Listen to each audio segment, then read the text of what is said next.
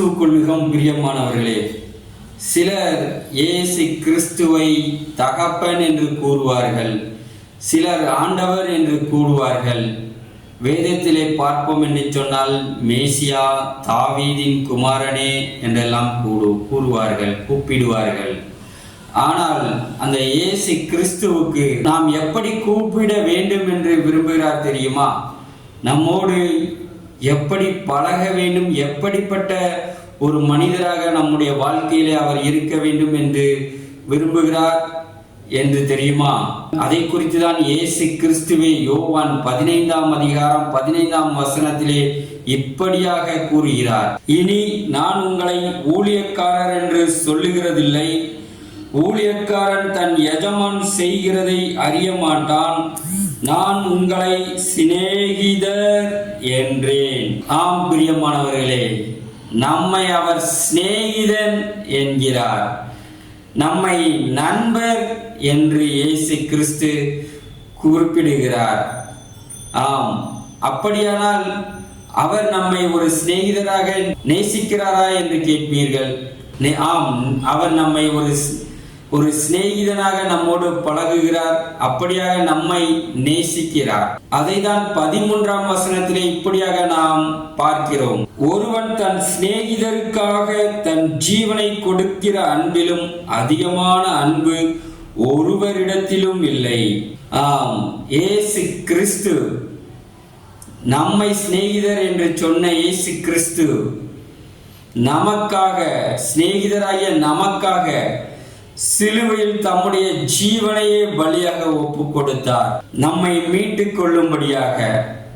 ஆம், இயேசு கிறிஸ்து தேவாதி தேவன், அண்ட சராசரங்களையும் படைத்த தேவாதி தேவனுடைய பிரியமுள்ள ஒரு குமாரன், நேச குமாரன், அந்த உலகம் எல்லாவற்றிற்கும் வாரிசானவர், பிதாவிற்கு இணையாக அவருடைய வலது பாரிசத்திலே வீற்றிருக்கக்கூடியவர், பரிசுத்தமுள்ள தேவன், சர்வத்தையும் ஆளுகிற தேவன் நம்மை பார்த்துதான் சொல்லுகிறார், உங்களுடைய சிநேகத்திற்காக, உங்களுடைய நேசத்திற்காக, நட்புக்காக என்னுடைய ஜீவனையே கொடுத்திருக்கிறேன். இதை விட பெரிய நட்பு, சிநேகம், அன்பு வேறு எதுவும் இல்லை என்று இயேசு கிறிஸ்து இங்கே குறிப்பிடுவதை நாம் பார்க்கிறோம்.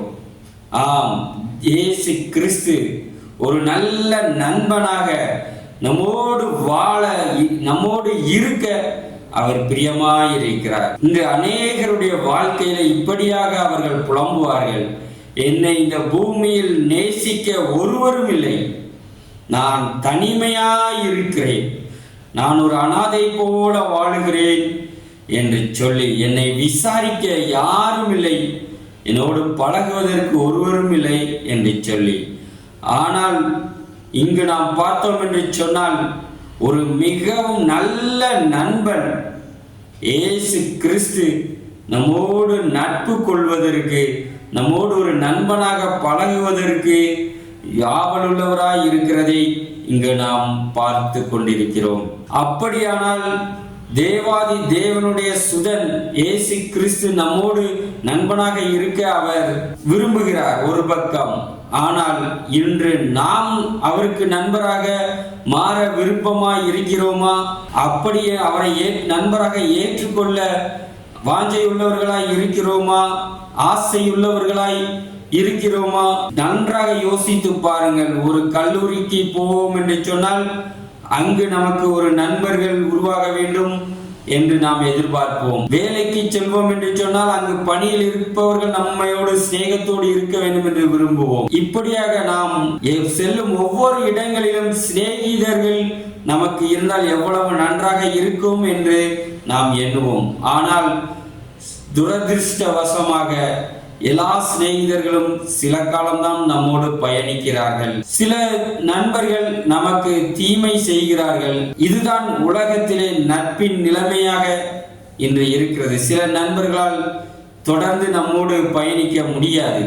ஆனால் நம்முடைய வாழ்க்கையிலே நமக்கு ஒரு நண்பனாக, ஒரு நல்ல நண்பனாக, ஒரு துணையாக இந்த இயேசு கிறிஸ்து கடவுள் வருகிறேன் என்று கூறுகிறார்.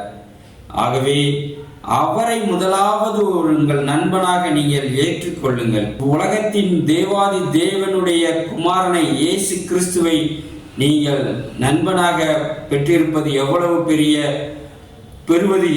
பெரிய பாக்கியம். அன்பு இல்லாத